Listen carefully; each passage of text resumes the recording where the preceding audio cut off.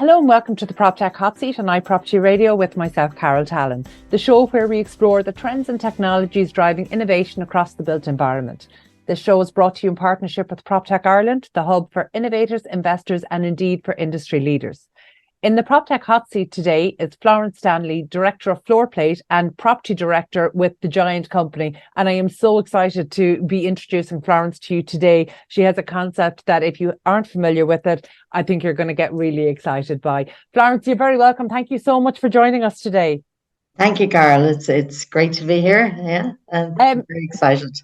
Florence, in Ireland and indeed beyond Ireland, you will be well known from your time in the property industry and across the commercial real estate. But here today, we're here to talk about something that's a little different. So I mentioned in the introduction, you're a property director with the Giant Company. What is the Giant Company?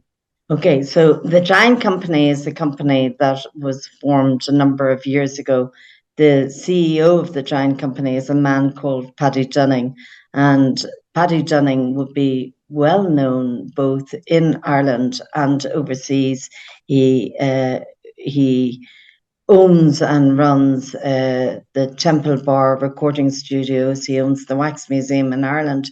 He owns Grouse Lodge recording studios, which is actually where Michael Jackson made, I believe, his last album. I mean, he certainly recorded there along with many famous and well-known artists. And he owns the Button Factory. And Paddy came up with this idea of creating a giant. It's a rather long story, Carol. So please do tell, because it is so fascinating. And I'm going to encourage anybody that's listening in or even watching on YouTube along with us, do a Google search as well, because quite frankly, you need to see what Florence is talking about to really appreciate how very cool this is. Yeah, it is rather spectacular. I mean, in brief, maybe 10, 11 years ago, Paddy came up with the idea of creating a giant. And he came up with the idea because he was home, he was unwell, he was recovering from an injury, he was looking across a lake and to a place called Lilliput. And Lilliput is where the Gulliver Travels story was written by Jonathan Swift, which is quite extraordinary. Paddy went, imagine if you had a real giant and what you could do with it. And it went from there. He met with a man called Eric Frad, who is a very multi-talented man and who is the development director with the Giant Company. But Eric is from New York, has lived in Ireland for the last 20 years, would be extremely well known in the opera industry. He has produced hundreds of shows. He's also an architect by trade, and he is an incredible man. And he got involved with Paddy in coming up with this idea for developing a giant. They came into me, not about the giant, but they came into me in my office that I was working in at the time in Dublin, and they were talking about acquiring another property down Temple Bar to, I don't know, to use for billiards or table tennis or whatever, a new idea. And we got on very well, and they started telling, we ended up never getting that property. They ended up telling me about the giant and the concept of the giant, which I will now tell you about. And I bought into it, and hence my working life changed. It's such an amazing story, though, because look, we use the term visionary a lot, and to the point where it's lost a little bit of meaning. But actually, this is exactly where the term visionary comes from, to be able to look at a lake and imagine and actually ask yourself the question, imagine if you had a real giant, what you could do. Yeah. Like that is truly visionary. So tell me, because this didn't exist at the time, the concept was being essentially sold to you. Yes. How did they convince you that this was something not only that could be done, but should be done? Well, it was so funny because I can still see it in my mind's eye. Brendan Kearns was with them as well, and he is the finance director for all of those companies that I just listed out. And I just found them very interesting and different from my typical clients. And, a lot of my work, it's all property related. But in the last, I was deputy MD in CBRE. And I was used to advising people on properties and valuations and rent reviews, and acquiring properties was something that I had really, I acquired properties right through, the early 2000s, and was around for the fall of the property market in 2009, and then continued it, and would be fairly well known in the acquisition field. And they were talking about rolling out this giant. So the giant basically is the world's tallest, and this is going to sound contradictory in itself, but the world's tallest moving statue. So its head moves, it can speak, and its arms move. The design for the statue was 40 meters high. 40 meters high is higher than the Statue of Liberty from the foot standing on the base to the top of the hand stretched up. And I went, wow. And this statue was going to be made out of steel, covered in a matrix skin with thousands of pixel lighting. And you would go into a machine at the base of the giant, get scanned, and you would become the giant. But the giant would also have a lift, an elevator, which would take you up to a roof garden on the shoulders of the giant, from which you could look out at the city below. So they told me about it, and I said, have you got anything to show me? And they said, no. And I said, well, have you drawings? And they said, yeah, we do have drawings. We can show you drawings. And I said, well, have you any models? No models. Any scanning machine? No. And I said, wow, this could be amazing. I'd love to get involved in something like this. And I can acquire the sites for you all around the world, because we're bringing it around the world. And they went, yeah, that will you sign an NDA? I said, I will. And I did. And I took it over to London, and I introduced it to two contacts I had through the industry.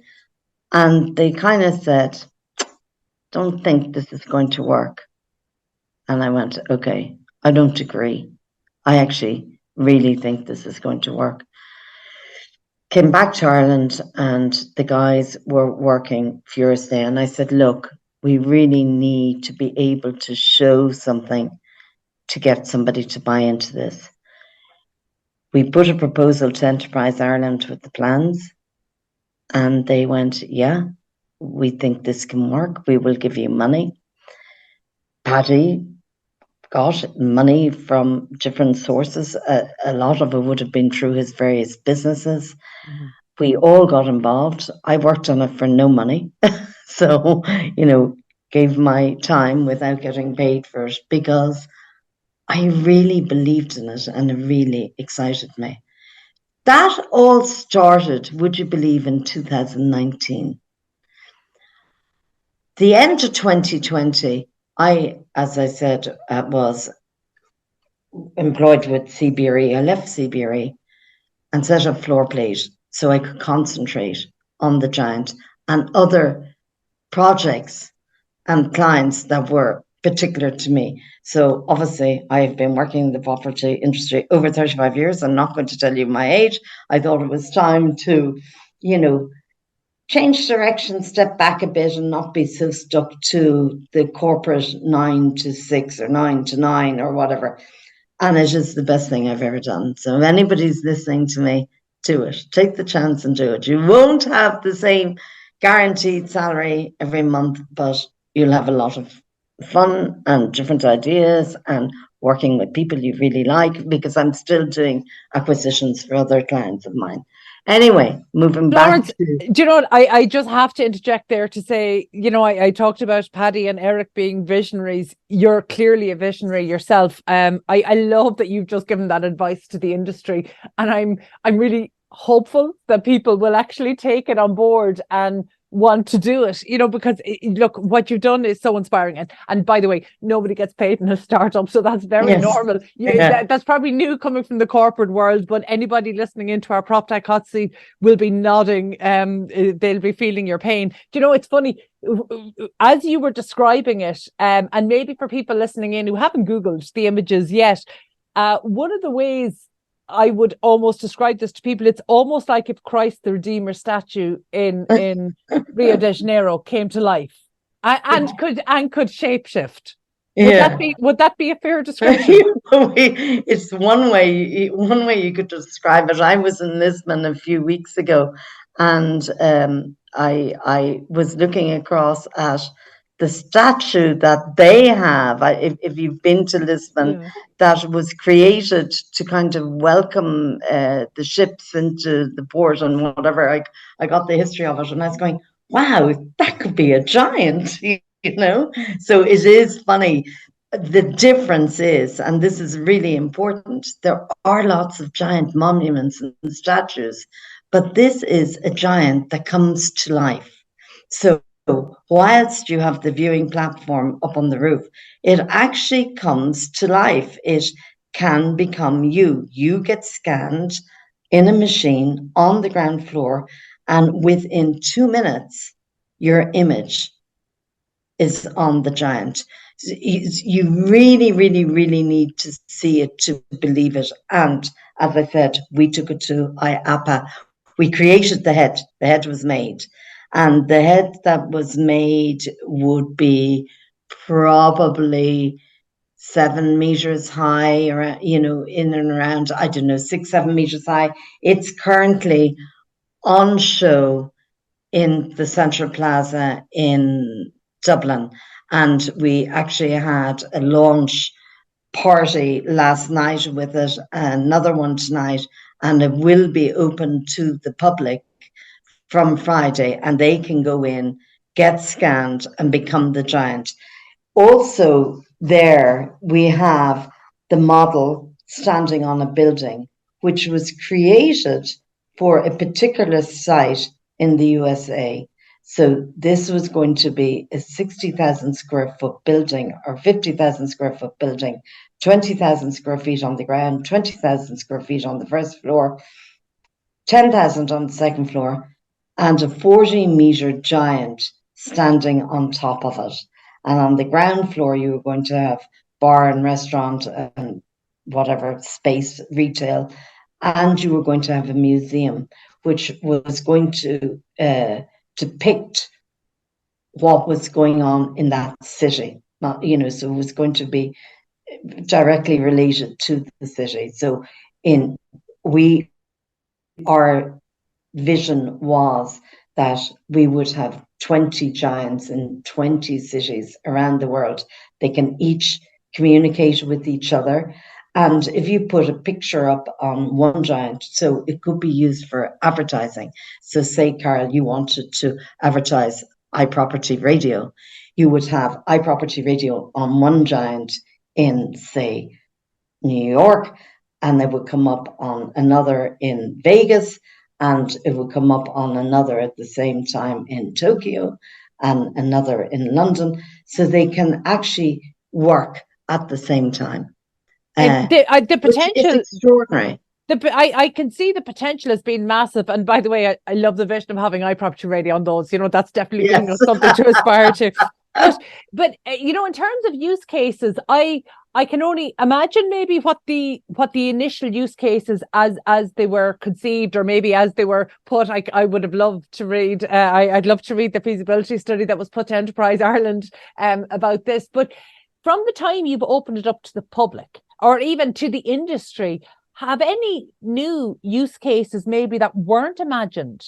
Have any new use cases come forward? Well, yes, and sorry, and there are a number of things about that. We didn't come up with the idea. Paddy and Eric really, or the drivers of this. And I've just believed in them and backed them and worked with them and have traveled. I mean, I've been in the UAE with them. I've been across the States with them. I've been in Spain. I've been in London, because we obviously, going back to me saying you need a model, they created the head, they created the scanning machine, and they displayed it at the IAPA show, which is the entertainment industry annual conference that is in a different country every year. So in 2021, we were in Spain with it. In 2022, we were in London with it. And the guys are actually going over next week to the IAPA, which I think it's in Vienna. I'm not going this year, and we're not bringing any machines because we've done that. And we now have a base in Ireland and people will come. The interest is huge. So we have 4 cities in the States. Korea are interested. The Middle East is interested. We've visited sites in Italy. We're talking to as many people as we can. And what is really interesting, and Carol, this is what you were saying about technology. When we started this, we were talking about a 40-meter giant. But technology has advanced so much that we can now make this as small as 10 meters. So we are in advanced discussions for an indoor giant to be built and put in place in the States. And we are hoping that that will happen and it will be up and trading within the next 24 months. Actually, less is the timeline. Well, can you just explain? That can go anywhere. Yeah. So when we launched last night in Dublin, we were explaining this could be 10 meters high. We're based down in Central Plaza in the Heinz building. We've taken the showrooms for 4 months. We may renew it. We may not, depending on, market conditions, etc. But you could actually put a giant on the Central Plaza that would be, say, 10 meters high, and it would work. And it's just such a draw. You really, really need to see it to appreciate what it is. The world's biggest selfie. You can get scanned, you can become the giant. Florence, the world's biggest selfie sounds horrifying to me, but yes. but other than that, I'm on board. But just actually to remind people, there from Friday the 22nd, for a period of at least 4 months, this will be open to the public, and people can go down to Central Plaza and take a walk in. But look, I'm really curious, and I think people listening in, on the Proptech Hot Seat, we love innovation, we love to hear about the visionaries, we love to hear about the journey, but we also know that delivering this has to be underpinned with, a certain business model. There has to be use cases that we know can be income generating. So let's start, I'm curious about the business model, and I appreciate that, as with all startups, that's probably a bit of a movable feast at the moment. But let's talk about the customers. Are your customers governments? Are they cities? Are they local authorities? Well, that's the thing. It depends. Local authorities have spoken to us, and developers have spoken to us, because if you can imagine a scheme, I mean, say, I don't want to start giving names, but if say you had a shopping centre, overseas, not in Ireland, because I'm not going to talk about Ireland at the moment, but and the reason I'm saying that is because we've only launched it in Ireland this week. Before that, it was overseas, because it all came from the IAPA show, and that is overseas. I think the response in Ireland would be amazing. I do hope to see it in Dublin, either somewhere along the docks, north or south side. It would be fantastic in Dublin. It would work brilliantly in Cork or in Galway, wherever you can draw people into. And it will be iconic, and it will add value to any investment. And it's a huge tourist draw. There's no question about that. If you think back to, I think when I was told about it, and at the time there was no scanning machines, I was thinking of the big wheel. And the big wheel, the first wheel was invented in, I think it was 1887 or thereabouts. And it was one wheel. Everywhere you go now, there are wheels. So there's the big wheel, which they built for the millennium in London. But when I was a child, I used to go to Wexford on my summer holidays, and in a town village called Tom Haggard, there used to be a carnival, and they had a wheel. So you can get big wheels, you can get little wheels. And wheels have ended up in all of the countries, all around the world, used for different purposes. And that's what I said could happen with the giant. You can have the giant, you can have smaller giant. I love electric picnic. Imagine if you had a giant that was smaller and movable, and you could bring it to somewhere like Glastonbury or Electric Picnic and use it. So how would you make the money out of it? It's getting the scans, so the individual scans, but it's the advertising as well. It's the promotion. If there was a big match on, and say for example, Ireland playing in the World Cup, and there are giants in all these various countries, and say there was one in France now, and when Ireland's match was coming up, the team members could become the giant, and everybody would see them there on the giant in Paris and on the giant in Dublin, and on there's so many different ways this can be used. Have you Does that received make sense to you? It absolutely does. But I'm really curious. One of the things I love about technology is that from the time it's imagined to the time it's rolled out, when early users get their hands on it, they can always think of other ways to use it. And that's really what I'm curious about. I would love to see what maybe non-industry people or people who are seeing this for the first time, what potential use cases they see. So have you gotten any kind of very unusual potential customer requests? Well, I suppose another thing, and I don't know if this will answer the question you're asking me, aside of the advertising and the selfies and all of that, which is very big, and the draw, and particularly a big giant, like when I first went to the States, I think I was 17, and I went up the Twin Towers to see the city. So it was, you went to the States, you went to the Empire State, you went to the Twin Towers, so it's that draw too. But now, I need to be careful explaining this because I'm not the tech person. And they did talk about it again last night, and Eric would be excellent to explain it to you. They can create, and I hope I get the word right, it's an avatar of you. An avatar, yeah. Yeah. Very good. So you get scanned. So I have on my phone, which I could show you, a picture of me talking to me. So I can go into a shop. I can try on clothes, okay, on me in the computer, see what it looks like on me, because I can put me anywhere in the world. I can put me on the top of a mountain. I can put me on the top of the Eiffel Tower. I can go into a shop and I can try on clothes. It's a new way for seeing how would you look if you changed your hair to this color or whatever. Yeah. And I have that on my phone, and it actually scared me a little bit because I also have an image of me talking to myself and myself talking back to me. That is weird. But I have it.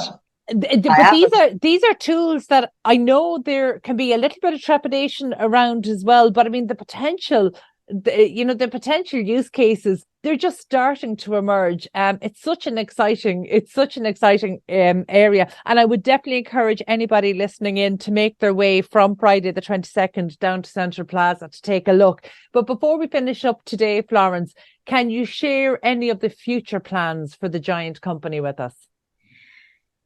Well, where we are at today is we are seeking sites in which to locate the giant, and the sites now. When we started, we needed an acre and we were going to have a big building, because, as I said, technology has changed, and because you can have smaller giants as well as bigger giants, we can actually put this anywhere that will create a draw and pull people in to use it. And the avatar thing is actually incredible. It really is. What I would also say is we have patented this. We believe in it so much. It is patent around the world. We've paid for the patents everywhere. So we did that knowing this is going to work. It is going to happen. It is going to be real. And Carol, you could end up, getting your next outfit by seeing it on you on your phone. How amazing is that? So if you come into Central Plaza and you get scanned, you'll see yourself on the giant, but you also will go away with a copy of you in your phone or on a stick. We'll give you a stick and you can put it on your laptop or your phone, and you can move yourself anywhere, which is a completely different thing to the giant experience. Yeah, I get the sense.